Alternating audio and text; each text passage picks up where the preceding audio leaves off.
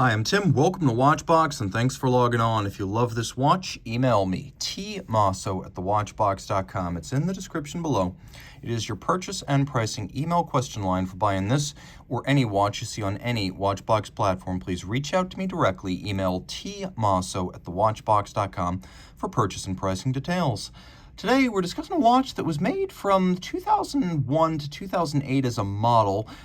The Platinum variant here was launched in 2002, and this specific unit that you see before you was sold in 2006.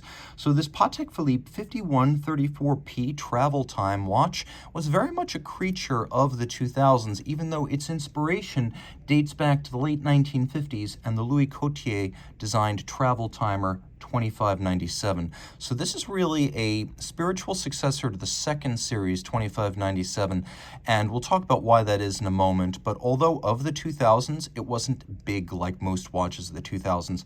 In platinum here, this is 37 millimeters in diameter, 9.9 millimeters thick, and from lug tip to lug tip, 46 millimeters with a 20 millimeter spacing between the lugs. It has a satisfying weight to it despite not being very large. That's one of the benefits of platinum.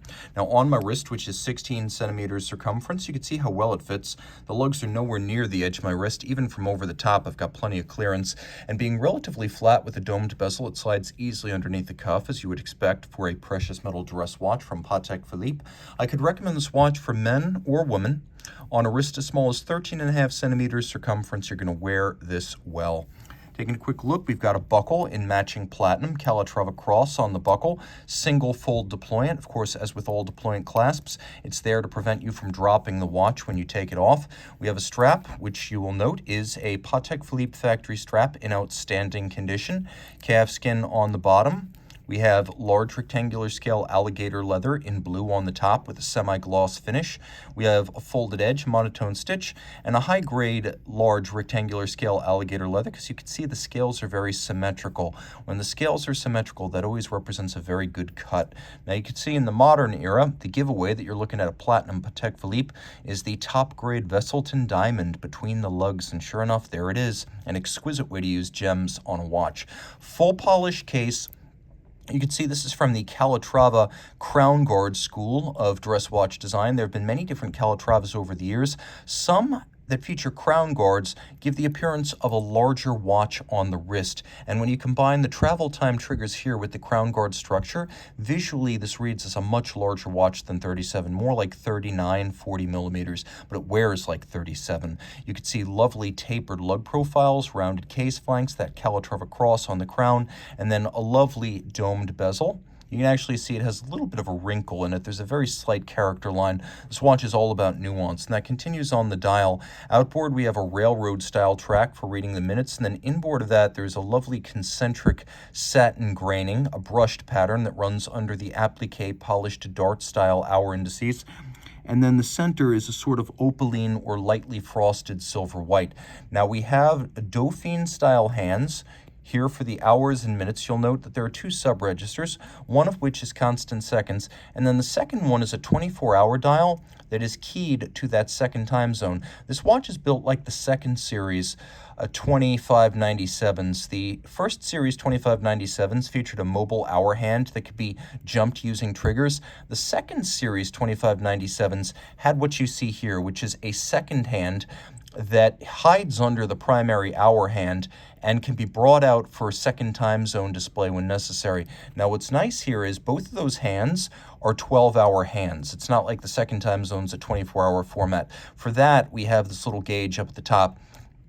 So for example, that gauge will let you know whether you're looking at, if we're talking travel time here, whether you're talking about 1600 or 4 in the morning. And you can see, because this little hand is in the second half of its 24-hour travel, it's pointed right at 16. You know that your reference time, the time where you are not, that's 1600, that's 4 in the afternoon. And when you don't need that second time zone, you can just cover this up. Again, they're both 12-hour hands, so the one is not going to emerge from underneath the other. Now, because this is a premium timepiece, the hands as well as the indices are all white gold to resist oxidation and tarnish over time. Flipping it all over, you can see that this watch features a screwed-in case back, and it has a caliber 215 base.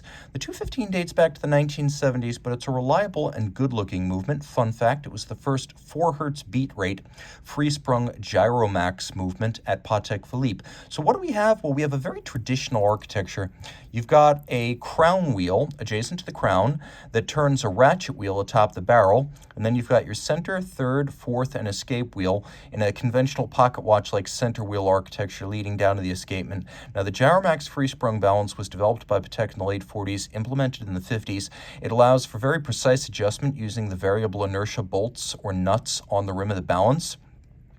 And in addition to 5-position adjustment, which is the high horology and chronometer standard, that's what this watch has. It is also more shock tolerant than a mobile stud index, which can change the timing of the watch if jolted. It beats away at 4 Hz, as I mentioned. It has a manual wind 44-hour power reserve, the travel time complication, and Geneva seal. You can see the Geneva hallmark on the bridge that bears the fourth and escape wheels, and nicely decorated, handsomely executed. You can see with the bare eye that those bevels are something special. So are the stripes, so's the satination on the wheels, the engine turning on the base plate, the polishing of the locating pegs to locate the bridges on the base plate, and then, of course, the black polishing of the screw heads as well. A very special watch, and all this 30 meters water resistant. Reach out to Team Mosso at thewatchbox.com for purchase and pricing details of this Patek Philippe Travel Time 5134P.